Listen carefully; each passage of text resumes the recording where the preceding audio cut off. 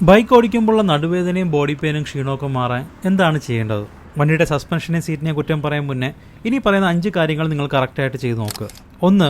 മിക്കവർക്കും റിസ്റ്റിൽ തുടങ്ങി shoulder and back pain വരുന്നതിൻ്റെ മെയിൻ കാരണം ഹാൻഡിൽ ബാറിൽ ഇതുപോലെ സ്ട്രെയിറ്റ് ആയിട്ട് പിടിക്കുന്നതുകൊണ്ടാണ്. ഹാൻഡിൽ ബാറിൽ പിടിക്കുമ്പോൾ നിങ്ങളുടെ കൈകൾ എപ്പോഴും റിലാക്സ്ഡ് ആയിരിക്കണം. കൈമുട്ടിന് ഒരു ചെറിയ ബെൻഡ് കൊടുക്കേണ്ടത് വളരെ ഇമ്പോർട്ടൻ്റ് ആണ്. ഷോൾഡർ ലൂസാക്കി ഇടുക, അതുപോലെ ഗ്രിപ്പിൽ പ്രഷർ കൊടുക്കാതെ ലൈറ്റായിട്ട് മാത്രം പിടിക്കുക. രണ്ടാമത്തേത്, നിങ്ങളുടെ ബാക്ക് ബെൻഡ് ചെയ്ത് പ്രഷർ കൊടുക്കരുത്. സ്പൈൻ എപ്പോഴും റിലാക്സ്ഡ് ആൻഡ് സ്ട്രെയിറ്റ് ആയിട്ട് കീപ്പ് ചെയ്ത് കുറച്ചൊന്ന് ഫോർവേഡ് ലീൻ ചെയ്ത് വേണം ഇരിക്കാൻ.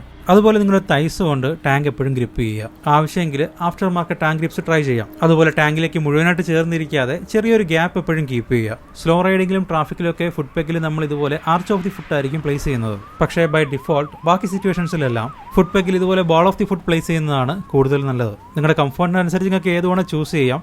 പക്ഷേ കോർണേഴ്സിലും ഓഫ് റോഡിലേക്കും വരുമ്പോൾ ball of the food place ചെയ്യുന്നതാണ് കൂടുതൽ സേഫ്. അതുപോലെ വണ്ടി ഓവറോൾ കൺട്രോൾ ചെയ്യാനും ഇത് നല്ല രീതിയിൽ ഹെൽപ്പ് ചെയ്യും.